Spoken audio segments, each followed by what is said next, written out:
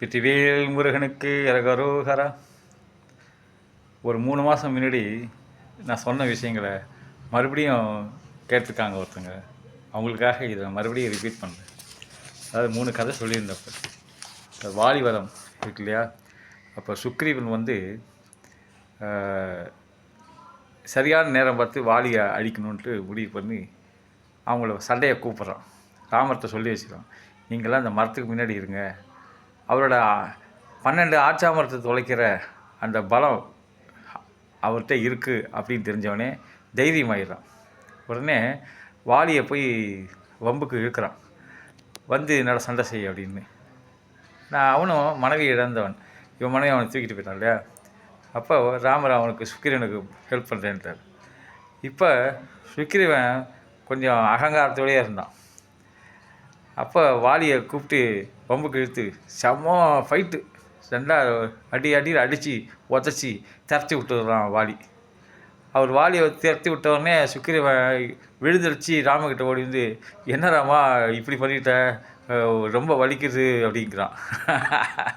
அப்போ ராமர் சொல்கிறாரு, நீங்கள் 2 பேரும் ஒரே மாதிரி இருக்கும் உருவத்தில், அண்ணன் தம்பியில் ஒரே மரத்தில் இருக்கிறனால எனக்கு வந்து அடையாளம் தெரியல அப்படின்னு ஒரு மாலை எடுத்து கழுத்தில் போட்டு, இப்போ இந்த மாலையை வச்சு நான் உன்னை அடையாளம் பார்த்துருவேன், நல்ல இந்த காரியத்தை நிறைவேற்றி கொடுக்குறேன் அப்படிமா. அப்போ மறுபடியும் அவன் வம்புக்கு இருக்கிறான். அப்போ அவனோட வாலியோட ஒய்ஃபுக்கு சொல்கிறா, வேண்டாம் போக வேண்டாம், மறுபடியும் கூப்பிட்றான்னா பின்னாடி வேறு யாரோ பெரிய வலிமையான ஆள் இருக்காங்க அப்படின்னு சொல்லலாம். ஆனால் வாலிக்கு தன்னுடைய பலத்தில் அபார நம்பிக்கை. 2வது வாலி எழுத்தாப்பில் நிற்கிற பலத்தில் பாதி வாங்கக்கூடிய வேறு வாங்கியிருக்காங்க, எவனாக இருந்தால் நான் பார்த்துருன்ட்டு கிளம்பி வந்துடுறேன். அப்போ சுக்ரீவன் மறுபடியும் சண்டை போடும்போது கரெக்டாக ராமர் சொன்ன மாதிரியே வாலியை கொண்டுடுறார். கொண்டுட்டவொடனே சுக்ரீவன் சந்தோஷம் அடைகிறான். லக்ஷ்மணன் கேட்குறான், என்ன ராமரே, நீங்கள் ஒரு பானம் அதுக்கே பதில் சொல்ல முடியாது, நீங்கள் எதுக்காக அப்படி பண்ணீங்க அப்படின்னு கேட்கும்போது அவர் சொல்கிறாரு, அவனுக்கு வந்து தன்னம்பிக்கை ஜாஸ்தி, அதை தவிர அகங்காரம் ஜாஸ்தி. வாலி வந்து நம்ம கொண்டுட்டு இருந்தேனாக்கா முதல்ல என்ன ராம அவசரப்பட்டேன், நானே முடிச்சிடலாம் இருந்தேன், என்னோடய பலத்துக்கு வச்சு முடிச்சிருக்கலாம்னு வச்சுக்கேன் அப்படின்னு சொல்லுவான். அதனால் தன்னால் முடியாது அப்படின்னு அவன் சரணாகதி அடைஞ்சான் பார்த்தியா, அதில் அந்த இடத்துல என்னோடய பலத்தை நான் பிரயோகித்ததான் நம்மக்கிட்ட விசுவாசமாக இருப்பான் அப்படின்னு சொல்கிறாரு. இது ஒரு கதை. அதேமாரி கடவுள் நம்பிக்கை ரொம்ப அதிகமாக இருக்கிற மாதிரி ஒருத்தர் காட்டிக்கிட்டு ஒரு ஊரில் இருக்கான். அவன் பயங்கர வெள்ளம் வருது ஊருக்குள்ளே. அந்த அரசாங்கம் சொல்லுது, எல்லோரும் பாதுகாப்பான இடத்துல போய் சேர்ந்துருங்க, ஆறு உள்ளே வருது அப்படின்னு. அவன் என்ன பண்ணுறான், நான் போக மாட்டேன், என்னை கடவுள் காப்பாற்றுவார், எனக்கு கடவுள் நம்பிக்கை அதிகம், அவர் என்னை காப்பாற்றுவார் அப்படின்றான். அப்புறம் தண்ணி நிறையா பெருகிடுது, அவனால் தாக்கு பிடிக்க முடியல. அப்போ உடனே ஒரு கார் வருது, ஜீப் வருது, எப்பா வந்துருப்பா அப்படின்றாங்க.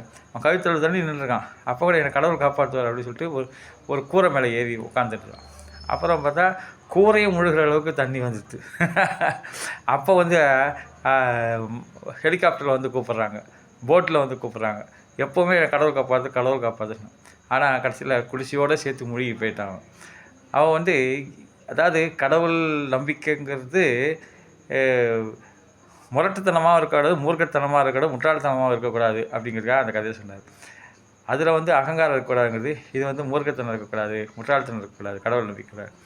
கடவுள் அப்படிங்கிறவர் வந்து ஒரு உருவம் கொடுத்து நம்ம வச்சுருக்கோம். கடவுளுக்கு குணங்களின் அடிப்படையில் எல்லா கடவுளையும் நம்ம வச்சுருக்கோம். ஒவ்வொருக்கும் பிடித்த குணங்களுக்கு ஏற்ப ஒவ்வொரு கடவுளை வச்சுருக்கோம், உருவத்தை வச்சுருக்கோம், அதுக்கேற்ற வழிபாட்டு முறைகளெல்லாம் வச்சுருக்கோம், வழிபட்டு செஞ்சுருக்கோம். ஆனால் மைய இழை அப்படி என்னென்னா ஆன்மீகத்தில் அது மூச்சு காற்று மாதிரி. ஆன்மீகத்தில் நம்மளோட பங்களிப்பு, உழைப்பு, அதுதான் நம்ம அந்த உழைப்பு ஒன்று இருந்தால் தான் நமக்கு அந்த ஆன்மீகத்தில் ஜெயிக்க முடியும். அது வந்து பொதுநல வாழ்க்கையாக இருந்தாலும் சரி, இல்லை ஆன்மீக பணியில் தொண்டு செய்கிறா இருந்தாலும் சரி, இல்லறத்தில் இருக்கிறவங்க அவங்களோட மனைவியோட உத்தரவு இல்லாமல், உதவி இல்லாமல், ஒத்துழைப்பு இல்லாமல் அதை செஞ்சிட முடியாது. அதேமாரி அவங்க மனைவியோட சம்மதத்தோட அவங்க எப்படி குடும்பம் நடத்துகிறாங்கன்னு தெரிஞ்சிடுது. அது வந்து இது வந்து பொது நலத்துலேயும் ஆன்மீகத்துலேயும் சிறப்பாக இருக்க விடனா அவங்க பரிவாக பழகிறது, கருணையாக பார்க்கறது, இரக்கத்தோடு வாழறது, நட்போட எல்லாத்தையும் நட்போடு இருக்கிறது, அக்கம் பக்கம் நட்பாக இருக்கிறது, ரொம்ப ஒழுக்கமாக இருக்கிறது, கலாச்சாரம் பண்பாடு நாகரிகம் எல்லாத்தையும் பாதுகாக்கிற மாதிரி தன்னுடைய வாழ்க்கை முறை வச்சு தெய்வ பயம், அதாவது தெய்வத்தோட பலம் நல்லா தெரிஞ்சவங்களாக இருக்காங்க. அப்புறம் அவங்க வீட்டில் உள்ள பெரியவங்களாம் ரொம்ப மதித்து பாதுகாக்கிறாங்க. கொண்டவனுக்கு எது பிடிக்கும், குழந்தைகளை விரும்பும், தன்று உண்டி நடக்கும், மாமன் மாமிக்கு தக்கதென்ன என்றெல்லாம் ஆய்ந்தவா தையலை தைத்தால் தயங்கிற மாதிரி குடும்பத்தை நடத்துகிற அந்த பெண்மணி அப்படிங்கிற மாதிரி அது ஒரு இல்லக விளக்கவள். அவருடைய எளிமையான அந்த பண்பு, இந்த சிக்கனமாக குடும்பம் நடத்துறது, மற்றவாளுக்கு உதவி செய்யணுங்கிற மனப்பான்மையும் இருக்குது. பெரியவங்களுக்கு கீழ்ப்படிதல், அவங்களோட அறிவுரைகளுக்கு கீழ்ப்படிதல், இந்த அன்பு இருக்கே, இந்த அன்பு வந்து அவங்க வீட்டில் சண்டை வராமல் பார்த்துக்கிறது. கணவன் மேலே மனைவிக்கு ஒரு மரியாதை, மனைவி மேலே ஒரு கணவனுக்கு மரியாதை. அங்கே அப்போ இருக்கும்போது அவங்க வீட்டில் சண்டை வராது. அப்படியே வந்தால் யாராவது ஒரு விட்டு கொடுத்துட்டாலா அந்த விட்டு கொடுக்கறது தான் ஜெயிக்கிறாங்கன்னு சொல்லுவாங்கள்ல, அந்தமாரி அன்பு அரவணைப்போட அது ஒரு அருமையான ஒரு மெல்லிய இசை போல் அவங்க வாழ்ந்துட்டுருக்காங்க. அந்த இடத்துல இன்சொல் தவிர வேறு ஒன்றும் கிடையாது. இனிமையாக பேசுகிறத தவிர அந்த குடும்பத்தில் வேறு ஒன்றும் கிடையாது. அது வீணை இசை மாதிரி ஒலிச்சுட்டே இருக்கும். அவங்களோட வார்த்தைகள் கூட இனிமையாக இருக்கிற எப்பவுமே வீட்டில் இருக்கிற தண்ணிலாம் கூட சக்தி அதிகம். அது வந்து நம்ம என்ன சொல்கிறோம், ததாஸ்து கிரக தேவதை சொல்கிற மாதிரி தண்ணியும் நல்ல வார்த்தையில் கிரகிக்கும், உள்வாங்கிக்கும். அது அப்படியே தண்ணி வந்து அமிர்தமாகவே மாறணும் நல்ல வார்த்தைகள் பழகிறதுனால. அவங்க வந்து குடும்பம், குழந்தை குட்டிகளோட, பெரியவங்களோட ஆசைகளோட, உறவு சொந்த பந்தங்களோட ரொம்ப அமைதியாக ஆனந்தமாக அடிப்படையாக எப்படி இல்லற வாழ்க்கை இருக்கணுமோ அதுக்கு உதாரணமாக உண்மையாக அவங்க வந்து முன்னணியாக இருக்காங்க. அவங்களோட அடக்கம், அந்த உயர்வு, இந்த இன்னா செய்யாமை, இந்த இவ்வளோ பெரும் பயன் உள்ள இந்த குடும்பத்தில் கண்டிப்பாக பொதுநல தொண்டுக்கு வந்து அவங்க ஆதரவு தருவாங்க. இப்போ அந்த ஆதரவு தந்தோடனே அவங்க அதில் ஈடுபடுறாங்க. அவங்களாம் கோயிலுக்கு கிடைச்சாக்க மிக பெருமை. கோயில் இல்லாமல், கோயில் உள்ள அந்த ஊரில் குடியிருக்க வேண்டாம்னு சொல்லுவாங்க. கோயிலெலாம் இருக்கணும், கோயிலெலாம் பாதுகாக்கணும், கோயிலெலாம் வளர்ச்சி அடையணும், கோயிலுக்காக தொண்டு செய்யணும். இப்போ பிரார்த்தனை, பகவான்கிட்ட ஒரு பிரார்த்தனை அப்படின்னா நம்ம அந்த பிரார்த்தனை வந்து பகவான்கிட்ட அழைச்சிட்டு போகுது. அந்த பிரார்த்தனை பலன்கள் மாறாது, ஆனால் பிரார்த்தனை செய்கிறவங்களோட மனநிலை மாறும். எப்படின்னா முதல்ல ஒருத்தர் வருவார், வெறுமனே வேண்டிட்டு எனக்கு எப்படியா இந்த காரியம் ஆகணும் அப்படின்ட்டு அவர்கிட்ட வியாபாரம் பேசிட்டு போயிடுவார். அடுத்த முறை அந்த வியாபார நோக்கோட நான் உனக்கு தேங்காய் உடைக்கிறேன்னு 10 தேங்காய் உடைச்சிடுறேன் அப்படின்ட்டு கொஞ்சம் உரிமையாக கொடுத்துட்டார். பொருள் கொடுத்ததுனால உரிமையெல்லாம் அவர்கிட்ட அதிகாரமாகவும் உரிமையாகவும் ஆண்டவன் பேசுகிற மாதிரி பேசுவார். அதுக்கு பிற்பாடு 3வது முறை வரும்போது பதறிக்கிட்டு வருவாங்க, உணர்ச்சி பெருக்கில் கண்ணீர் சிந்துவாங்க, ஆடம்பரமாக அழுவாங்க. அவங்க வந்து எதுக்காக பிரார்த்தனை செஞ்சோமோ அதுக்காக நமக்கு பங்களிப்பாக கொஞ்சம் கொஞ்சமாக நம்மளோட பழக்க வழக்கங்களை மாற்றிட்டு இருக்காங்களா, எண்ணங்களை மாற்றிட்டு இருக்காங்களா, மனோபாவத்தை மாற்றிட்டு இருக்காங்களா, நாம் முதல்ல மாறி இருக்கணுமா, எந்த ஓட்டத்தில் இருக்காங்கன்னு தெரியல. இப்போ உழைக்காமல் இருந்தால், உணர்வில் இருந்தால் வருங்காலம் உனக்கு வளமாக வருமானு ஒரு பாட்டே இருக்குது. அந்த மாதிரி உழைக்காமல் இருந்தால் கனவு காணக்கூடாது. உன்னால் முடியும், நதி போல் ஓடிக்கொண்டுரு அப்படிம்பாங்களே ஒரு பாட்டில். உன்னால் முடியும், அந்த மாதிரி நதி சாக்கடை தேங்கிடக்கூடாது, நதி போல் ஓடிக்கிட்டே இருக்கணும். நமக்கான இடம் கண்டிப்பாக இருக்குது இந்த உலகத்தில் எந்த மூலையில் போனாலும் தண்ணியோட தன்மை மாறாது. அதோட நிறம், சுவை, பாதை எல்லாம் அது கீழ் நோக்கி தான் போகும். நெருப்பு எப்படி மேல் நோக்கி போகுமோ அது தண்ணி வந்து பள்ளத்தை நோக்கி தான் போகும், கடலை நோக்கி போகுது. அது வந்து ஒரு 30 டிகிரி சொல்லுவாங்க, அதில் மேலே போனாக்கா குளிர்ல பனிக்கட்டி ஆகிடுது. 100 டிகிரிக்கு மேலே போனாக்கா சுடுநீர் ஆகிடுது. இந்த நீருக்கு வந்து எல்லா ஊர்லேயும் ஒரே மாதிரி தான் சொல்கிறாங்க. ஒரு யூடியூப்பில் பார்த்தேன், சொன்னாங்க. அது வந்து எந்த உலகத்துக்கு போனாலும் தண்ணி அப்படி தான். எல்லா உயிர்களுக்கும் பசி ஒன்று தான், தாகம் ஒன்று தான், உணர்வு ஒன்று தான். என்ன ஒன்று, மொழி மாறுபடுது, அவங்களுடைய நிறம் மாறுபடுது, வாழ்க்கை சூழல் மாறுபடுது. ஆனால் தெய்வத்தை வணங்குறது ஒரு மிகப்பெரிய சக்தி இருக்குது அப்படிங்கிறத நம்புகிறாங்க. இப்போ தண்ணீருக்கு ஆற்றலையும், நெருப்புக்கு ஆற்றலையும், வானத்தோட தன்மையையும் எல்லாத்தையும் பார்க்கும்போது, பஞ்சபூதங்களை பார்க்கும்போது அந்த தன்மைக்கு நமக்கு மேலே ஒரு சக்தி இயங்குதுன்னு தெரிஞ்சுக்கிறாங்க இல்லையா. அந்த உலகம் ஃபுல்லாக ஏதோ ஒரு சக்தியை நம்பிடுறாங்க. ஆனால் நம்ம இந்திய பூமியில், பாரத பூமியில் மிக வலிமையாக இருக்கக்கூடியது இந்த ஆன்மீகம்தான். ஏன்னா ரிஷிகள், மகான்கள், தவசீலர்கள் இவங்கெல்லாம் அமைச்சு கொடுத்துருக்காங்க பாதையை. அந்த பாதையில் நம்ம அவங்க போகும்போது ஒன்றும் இல்லை, ஒரு புண்ணியார்ஜனம் பண்ணுறாங்க, மந்திரம் சொல்கிறாங்க அப்படின்னா அந்த நதியில் அந்த நீரில் மிகப்பெரிய சக்தி வந்துடுது. நம்ம வார்த்தைகளை வந்து அது அங்கீகரிக்குது, அந்த மந்திரத்தை அப்படியே உள்வாங்கிக்குது. அது வந்து அமிர்தமாகுது. இந்த பதட்டம் இல்லாமல் இருந்தாக்க விவேகமான மனப்பக்குவம் வருங்கிறவங்கள அது புண்ணியார்ஜனம் பண்ணாக்கா அதுமாரி ஒரு சூழ்நிலை. உள்ளம் மாறினால் உலகமே நம்ம கையில் தான் அப்படின்னு சொல்லுவாங்க. இந்த இது மூலமாக இன்னொன்று இப்போ செவுத்தில் கூட விளம்பரம் பண்ணுவாங்கள்ல, இந்த செவுத்தில் விளம்பரம் பண்ணாதீங்க அப்படின்னா அதுக்கு ஒரு விளம்பரம் போட்டு தான் ஆகணும்பாங்க இல்லையா? அதுமாரி நம்ம இப்படி நல்லா வாழ்ந்துட்டு இருக்கோன்னா நம்மளோட அடையாளம், பக்தியின் அடையாளம், நம்மளோட அணிகலன் என்னவோ அதுக்கு ஏற்படுத்தியிருக்காங்களோ நம்ம இந்து சமயத்தில், இந்து மதத்தில், ஆன்மீக பாதையில் என்னென்ன இலக்கணம், என்னென்ன மனப்பக்குவம், என்னென்ன பொறுமை, அந்த பாதை, அந்த ஒரு பற்றற்ற பாதை, அந்த வித்தையை கற்றுண்டு அதிலே ட்ராவல் பண்ணு, அதிலே அந்த பயணத்திலே அப்படியே போயின்னு இருக்கணும். இப்போ ஒரு கப்பல்னால் மாலுமி இருப்பான் கேப்டன், அவர் தான் முடிவு செய்வார் எந்த திசைக்கு போகணும், எங்கே போய் கப்பல் நிறுத்தணும் அப்படின்னு. இப்போ நமக்கெல்லாம் மனசுக்கு நம்ம மனசு தான் கேப்டன். அவருக்கு அந்த மனசுக்கு மிகப்பெரிய பொறுப்பு உண்டு. அந்த மனசை பார்த்துக்க நல்லபடிம்பாங்க. உலகம் 1000 சொல்லட்டுமே, மனசை பார்த்துக்க நல்லபடிம்பாங்க. இப்போ உலகத்தில் எல்லா உயிருக்கும் வாழ்கிறதுக்கு உரிமை இருக்குது. வாழ்வதற்காக தான் அந்த உலகம் பல உயிர்களை படைச்சிருக்கு. 86,000 கோடி உயிர்களுக்கு படைச்சிருக்காங்க. அப்படி அந்த நீங்கள் இப்போ கிராமத்தில் எல்லா இடத்துலையும் பார்த்துருப்பீங்க, திசை காட்டும் பலகை இருக்கும். அதில் இந்த ஊர் இப்படி போகணும், இந்த வழி இப்படி போகணும் அப்படி கேட்டிருக்கோம். அதுமாரி ஏணி இருக்கும், ஏற்றி விட்டு ஏணி இருக்கும். கரை கடக்கிறதுக்கு தோணி இருக்கும், கப்பல் இருக்கும். எல்லாமே அதது வேலையை செஞ்சுட்டு அதது அங்கேயே தான் நிற்கும். அதுமாரி ஓடாத கடிகாரம் கூட இருக்கும். அது வந்து 2 முறை சரியான நேரத்தை காட்டும். அதை மாதிரி இறைவன்கிற ஆன்மீக உணர்வு அது வந்து எப்படி திசை காட்டுற கருவி மாதிரி, கரை கடக்க ஒரு தோணி மாதிரி, ஏற்றி ஒரு ஏணி மாதிரி அது பொதுவாகவே இருக்கும். அதில் எல்லாரும் பயன்படுத்திக்கலாம், யார் வேணாலும் பயன்படுத்தலாம். பாரபட்சம் இல்லாமல் கடவுள் எல்லாருக்கும் அருள் செய்வார். அது வந்து பொதுவாக இருக்கக்கூடிய இப்போ ஆன்மீக சிந்தனைகள் பொதுவாக மலர்ந்துருக்கிறது. நம்ம பெரியவர்கள் சொல்வதுலாம் நமக்குள்ளேயே இருக்க சந்தோஷம் அப்படிம்பாங்க. நமக்குள்ளேயே மனசுக்குள்ளேயே சந்தோஷம் இருக்குது, அது வெளியில் தேட வேண்டாம். நமக்குள்ளே இருக்கிற சந்தோஷத்தை வெளியில் தேட வேண்டாம். இப்போ நம்மக்கிட்ட உள்ள சொத்து பற்றி, நம்மக்கிட்ட உள்ள பொருள் எல்லாம் காணா போயிட்டா மாதிரி கொஞ்ச நேரம் கற்பனை பண்ணிக்கிட்டு பதட்டமாக தேடுவோம். சாவியாக இருந்தவங்க கூட அது கிடச்சிட்டோடனே சந்தோஷம் வரும். இப்போ சந்தோஷம் எங்கே இருந்தது? நமக்குள்ளே தான் இருந்தது. உள்ளுக்குள்ளே தான் சந்தோஷம் இருக்குது. அது நம்ம மனோபாவம், நம்ம எப்படிலாம் அந்த உலகத்தை பார்க்குறோமோ, எப்படிலாம் இருக்குமோ, இந்த உற்சாகமாக வச்சுக்கணுங்கிறாங்க. இந்த சமயத்தில் மனசை உற்சாகமாக வச்சுக்கணும். அது வந்து குழந்த மாதிரி. எப்படி குழந்த மனசு எப்படி இருக்குது?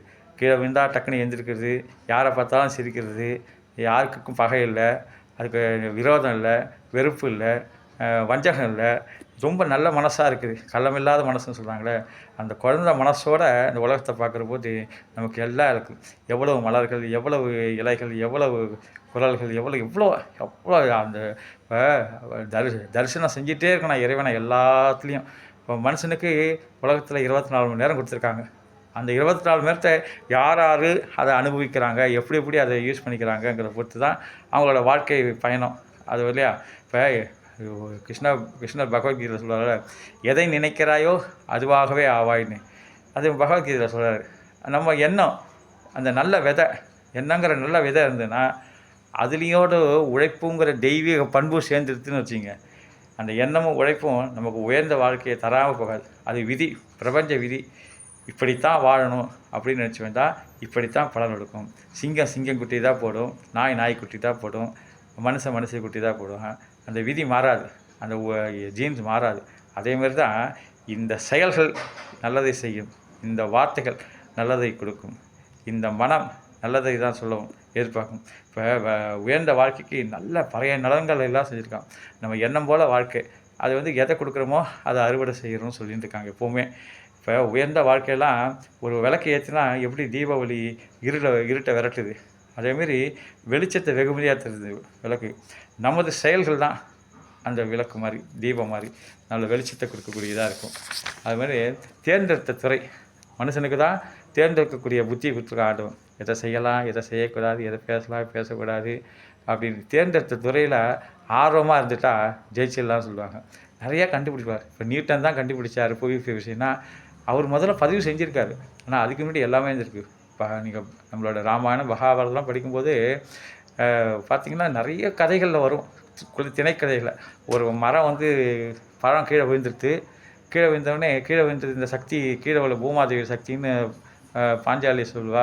அப்போ வந்து கூடலாம் உன் மனசில் நீ உண்மையாக சொன்னீங்கன்னா கொஞ்சம் கொஞ்சமாக ஒவ்வொரு உண்மைக்காக அது மேலே போய் ஒட்டின்னு இருப்பாங்க. அப்போ புவியீர்ப்பு விசை முன்னாடியே கண்டுபிடிச்சிட்டாங்க.